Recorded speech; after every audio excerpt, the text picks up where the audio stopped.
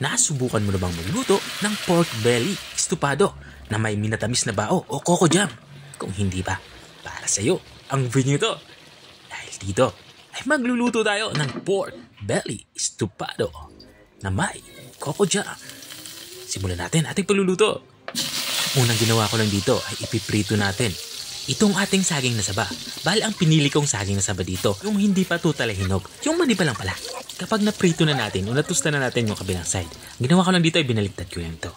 At kapag magkabilang side na nga yung naprito, ay hanguin na natin to katulad ng ginagawa ko.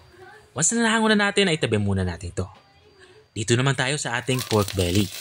Ang gagawin ko lang dito ay ipapan fry lang natin itong ating pork belly. Ang gusto natin mangyari dito ay magkaroon ng sunog na part o matusta itong ating pork belly. Katulad ng aking ginagawa. Once natusta na yung kabilang side, baliktaran lang natin at yung kabilang side naman yung matusta. At kapag lahat na ng parte ng matusta katulad ng nakikita nyo, ay hanguin na natin ito. Kumuha na nga ako dito ng malinis na lagayan. At isa-isa ko nang hinango itong ating mga napan-fry na pork belly. Itatabi muna natin ito. At itong ating pinagprituhan, medyo madami nga yung natirang mantika.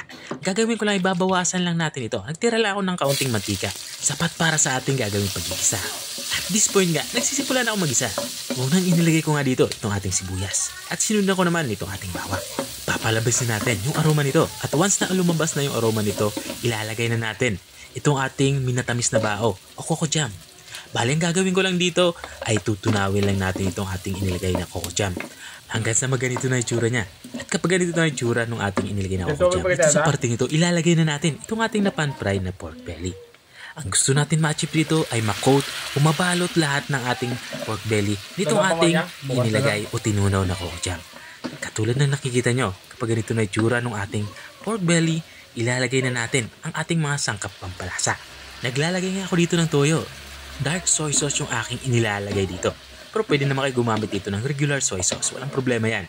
At sa parting ito, inilalagay ko na yung ating pineapple juice. Bali, isang maliit na can ng pineapple juice yung aking inihalo dito. Inubos ko na ito.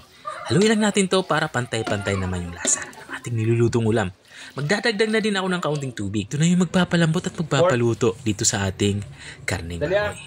At sa parting ito, naglalagay ako dito ng dahon ng laurel para naman sa ating aromatics. At dinagdagan ko na din ito ng pamintang durog. At kung nanonood ka pa rin hanggang dito sa kalagitnaan ng aking video, ibig sabihin na interesado ka sa aking niluluto, pwede mo naman i-comment kung taga saan ka para alam ko kung hanggang saan umabot ang aking video. Balik tayo dito sa ating nilulutong ulam. Pinakulo ko na nga ito ng 20 minutes. Makalipas nga ng 20 minutes ay binuksan ko na nga ito. So kung nakikita nyo ay halos may gana yung sabaw pero hindi pa tayo tapos sa ating piluluto. Tinikman ko muna ito para alam ko kung ano na yung lasa nito. Para sa akin ay okay na ito kaya inilagay ko na ang ating itong saging na saba. Inihalo ko lang ito pa ilalim para tuluyan na itong maluto at saka ko tatakpan ito. Sisimmer pa natin ito kahit 5 minuto. Makuha lang natin yung lapot na gusto natin sa ating sabaw. Makalipas nga ng 5 minuto ay binuksan ko na nga ito. Dito nga sa parte nito ay nakuha ko na yung gusto kong lapot sa ating sabaw. Kaya lutong-luto na ito at pwedeng-pwede na natin itong i-serve. Ito na nga yung ating pork belly estupado na may coco jam. Kung nakarating ka hanggang dito sa dulo ng aking video, maraming salamat sa panunood. At kung nagustuhan mo naman yung bago nating recipe yung binahagi, baka pwede mo naman ito i-share. Siya, hanggang dito na lang ako. Kita-kita ulit sa mga susunod kong mga videos. Paalam! Bye-bye!